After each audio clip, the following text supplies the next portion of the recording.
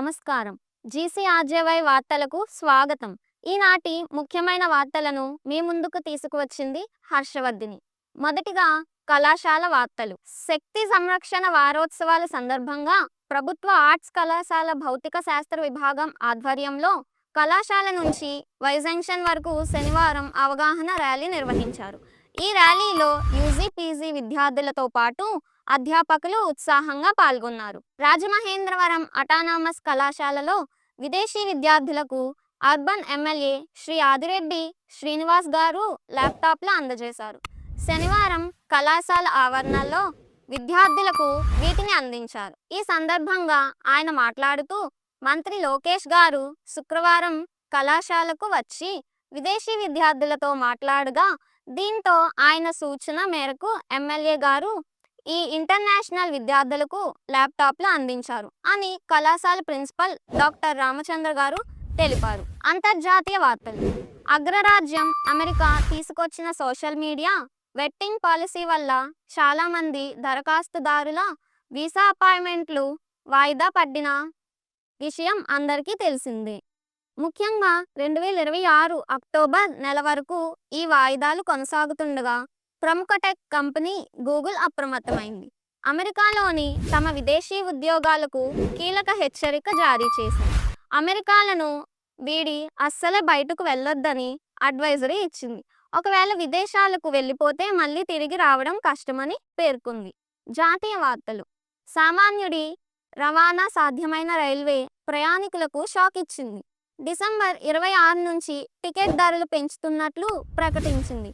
ఇక్కడ ఊరట కలిగించే అంశం ఏంటంటే 215 కిలోమీటర్ల వరకు సాధారణ తరగతి టికెట్ ధరల్లో ఎలాంటి మార్పు లేదని తెలిపింది. ఆపై ప్రయాణికుడికి కిలోమీటర్కు పైసా చొప్పున నాన్ ఏసీ, ఏసీ టికెట్లపై 2 పైసల చొప్పున అదనంగా వసూలు చేయనుంది.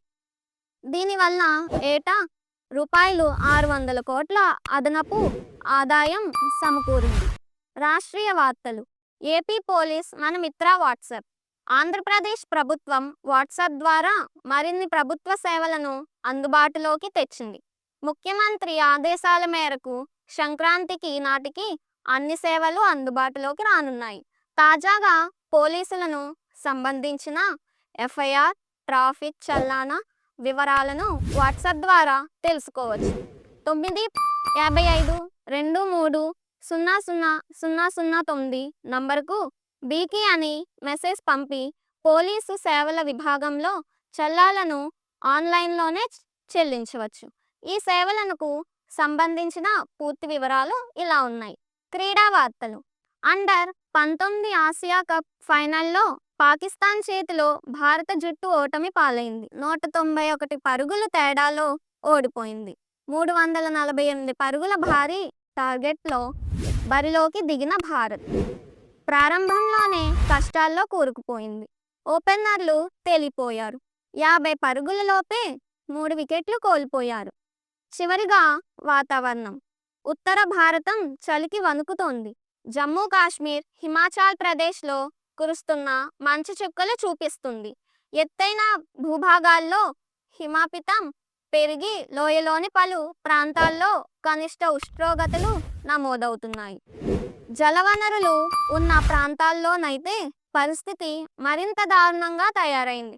చలికి నీళ్లే గడ్డ కట్టుకుపోతున్నాయి. ఈ వార్తలు ఇంతటితో సమాప్తం. తిరిగి రేపటి వార్తలలో కలుద్దాం. నమస్కారం.